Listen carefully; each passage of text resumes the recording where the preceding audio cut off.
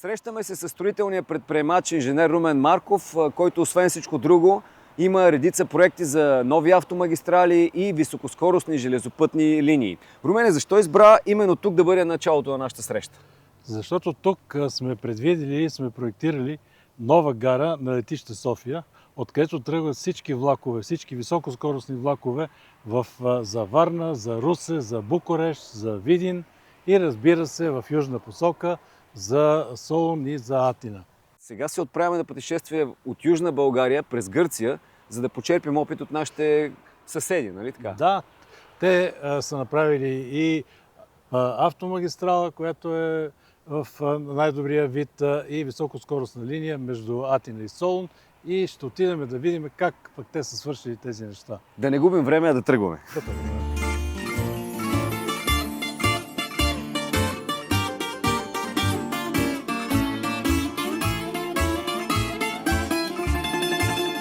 Първата спирка от нашето пътешествие е прекрасният български град Симитли. Румене, защо избра да ни доведеш именно тук? Тук започва автомагистралата, която ние сме проектирали. Тя е с габарит 29,50. Във всеко едно от двете платна има по две ленти за движение и по една аварийна лента. Проектната скорост е 120 км в час. Началото, както казах, е от сега завършения участък. След това преминава тук до река Градевска, преминава над пътя за Ораново и в южна посока на около 300 метра е отбивката за Банско, Разлог, за Гоце Делчев, така че повече транзитен поток да не преминава през дългата махала, да не пречи на хората. И самите шофьори да не се изнервяме. И да не се изнервят шофьорите.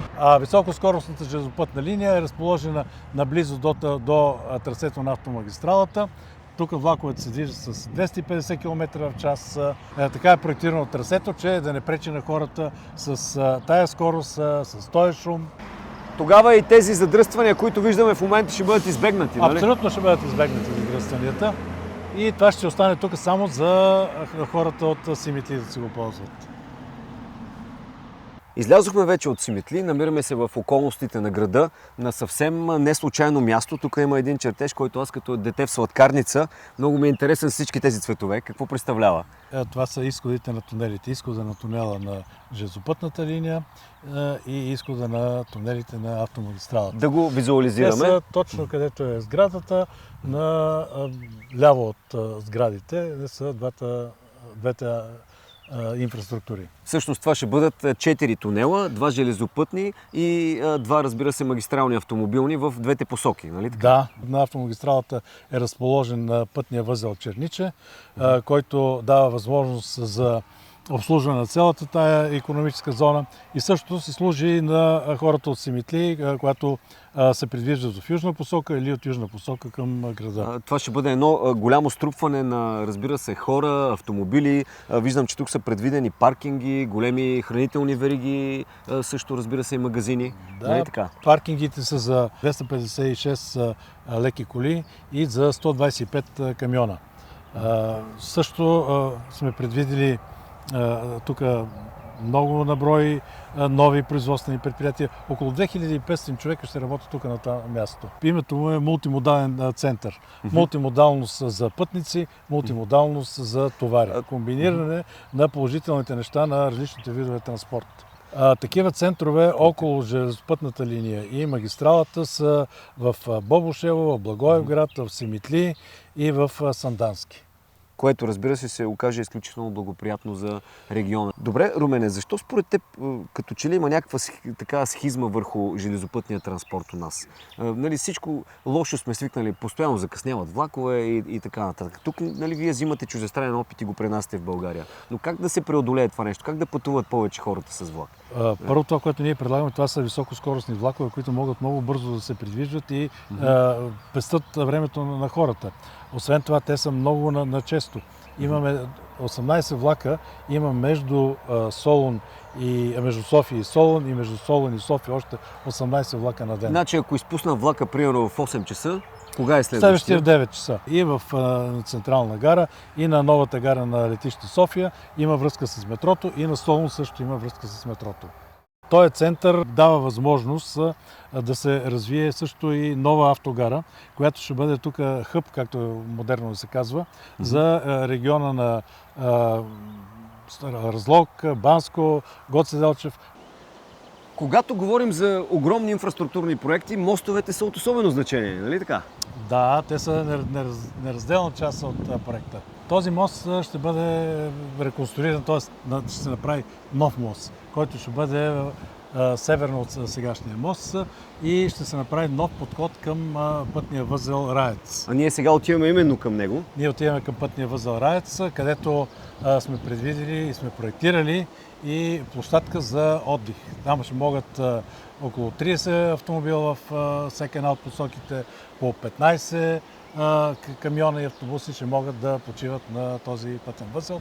И неговото предназначение е и при авария в едната или в друга част на магистралата да може автомобилният поток да направи връзка с път 1.1. Да бъде като паралелен път. Да бъде като резервен и паралелен път. Ами да отиваме направо нагоре. Да, да ходим.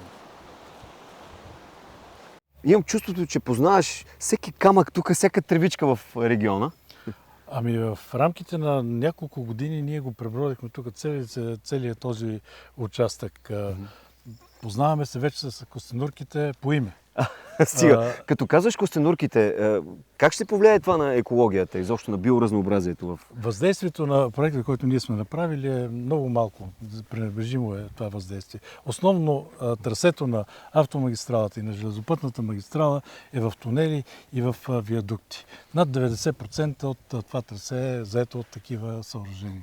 Мисля, че е време да поемаме през границата. Какво ще кажеш? Да, да отидем в Гърция, да видим как са го направили как са решили този проблем и да го приложим тук при нас. На практика? На практика.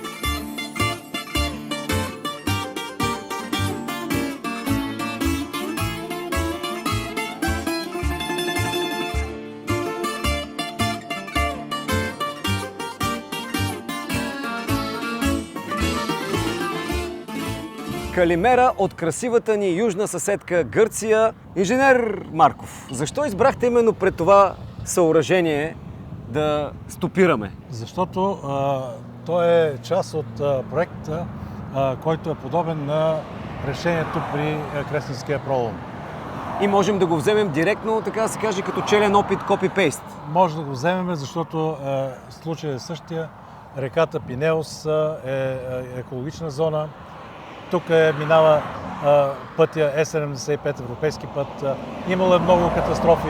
При една от катастрофите са загинали 23 ученика. Но сега проблема вече е решен. Да, проблема е решен. От 2017 година тези съоръжения са в експлоатация. Само да кажем, че това са всъщност 3 съоръжения. Ние вече преминахме през едно, което беше по-късо. Ние преминахме през тунела при Платамонос, който е 2 км 700, а този тунел, пред който ние стоиме, той е с дължина 6 км. И има още един трети след него. Има още един тунел, който е с дължина 2 км. Как се изграждат тези съоръжения? Защото веднага ще възникнат въпроси. Това е един доста скъп проект. Ами, тунели с такива дължини не са от сложните тунели.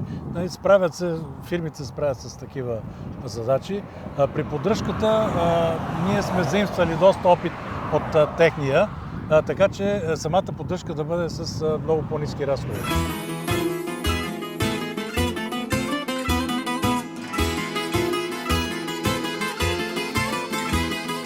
Намираме се в 6-километровия тунел. Той е с по-голямо сечение. Той е с 2 ленти за движение и една аварийна лента. И поради това, че е голяма площа на тунела, се пътува много по-лесно се пътува и няма някакви проблеми.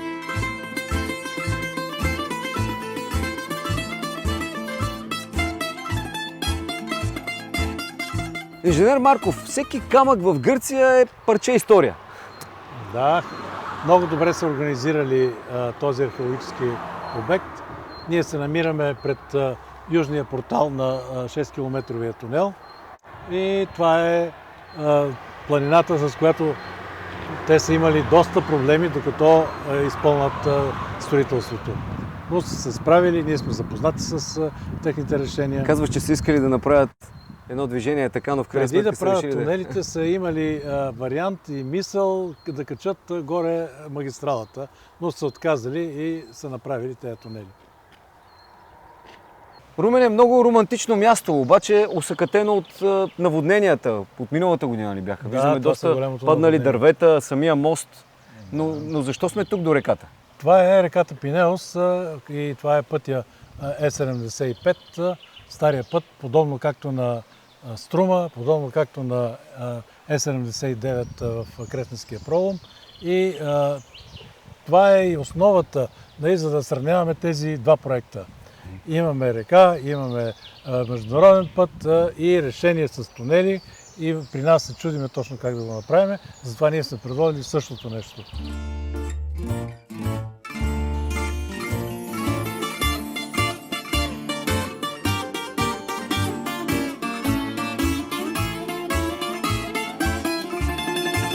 Прекрасна гледка за финал. Да кажем наистина какви са най-големите преимущества от подобни проекти. Те се виждат на место тези преимущества. Има построена високоскоростна железопътна линия. Имаме пак пролом, подобен на Кресненския пролом. Имаме автомагистрала и съществуващия път. И всички тези инфраструктури са съчетани. Ето и автомагистралата е точно насам, така че... Да, ето е автомагистралата. Тунела е непосредствено зад нас. Тук е тунела пък за ЖП. Тук е за железопътния тунел. И ето по този начин трябва да се правят нещата. Не може да се тръгне, сега ще правим магистрала, а пък някога ще правим железопътна линия. Всеки зрител би попитал колко би струвал билета от София до Солун в такъв случай, да кажем. Около 20 евро ще струва билета от Централна гара София до Централна гара Солун. За колко време се стига? С влака, който е София-Атина, се стига за 1 час и 22 минути, а влака, който е София се спира на повече гари, се стига за 2 часа и 5 минути. Което е с повече от 2 пъти повече, ако пътуваш с кола. Да, с кола е не по-малко от 3 часа и половина с кола. И както виждаме, дори като пътници е уморително. Да не забравяме също, че подобни проекти, мащабни, ще раздвижат и самия регион, към който са... Това е начинът, това е ключа, за да може този регион да се развие. Ние правихме проучване за демографията, както в други региони, така и в Югозападна България, в Благоевградска област. Положението не е добро. Ще дойдат и чужди инвеститори, и местни инвеститори. Така че свързаността, това е ключа, пак казвам, за социално-икономическо развитие. Много ти благодаря. И аз благодаря. Пожелавам успех на проекта и се надявам нещата да се случат в най-скоро време, за да могат и гражданите, и всички да се възползват от това. Ние полагаме усилия и ще полагаме още повече усилия.